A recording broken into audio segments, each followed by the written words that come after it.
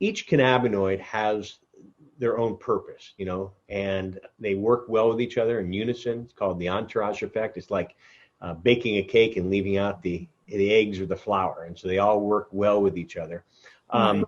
Is there a psychoactive effect? Do any of your patients have psychoactive effects with CBD?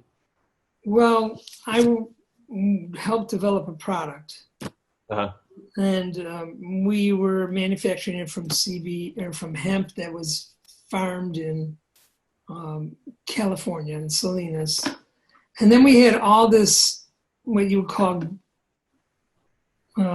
throwaway plant material, and we decided to just make a regular water extraction out of it and drink this garbagey plant material that wasn't useful for processing. And we gave it to some animals. They liked it. We gave it to some people. They thought it was a little herby, planty tasting, which isn't a favorite with people. But there was a general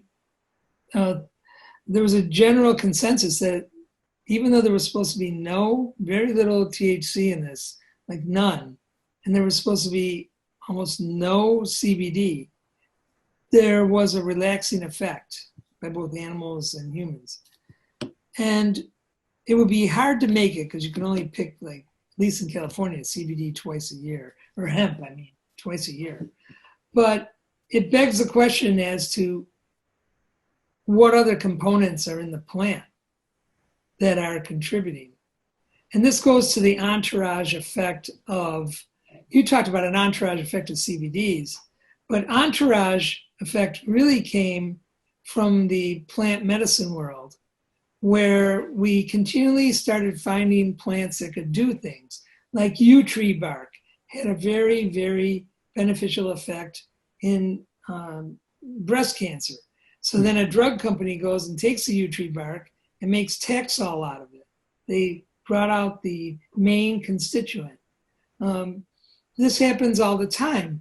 But one of the things that we've consistently seen is that when you separate a component out of a plant, you lose a lot of other components that were complementary to that plant.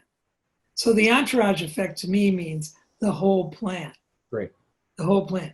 And at the company that I helped develop the product for, the CBD product, we also found out that the most common methods of CBD manufacture were resulting in CBD 1 and 2, which really to me are almost man-made compounds. They're made by the decarboxylation process. And their method of action was to directly on the cannabinoid sites.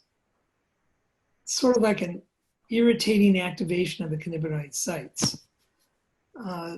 What we found was that the natural form of CBD, the main form, CBDA, did not act directly on the site. What it did was it upregulated the whole CBD endocannabinoid, not CBD, but the endocannabinoid system. It upregulated the system. So your own neurotransmitters worked, your own cell signalers worked well on the endocannabinoid system. I saw that was more effective than directly on the endocannabinoid sites. And I saw that it worked a lot more. It's the more natural product. And in making that product, we kept everything in the product except for the fiber and the protein, because proteins or lectins are the things that people are going to have the most allergic reactions to. So we took out the protein in the extraction, took out the fiber.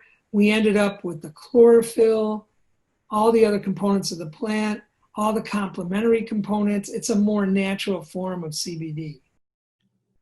Hi, John Malanca here with United Patients Group. I hope you've enjoyed our videos. Please click like as well as subscribe to our channel here on YouTube. Also, follow us on Twitter at UPatientsGroup and on Facebook at United Patients Group, as well as for our podcast. Please click the link in the description below. We'll see you there. Bye-bye.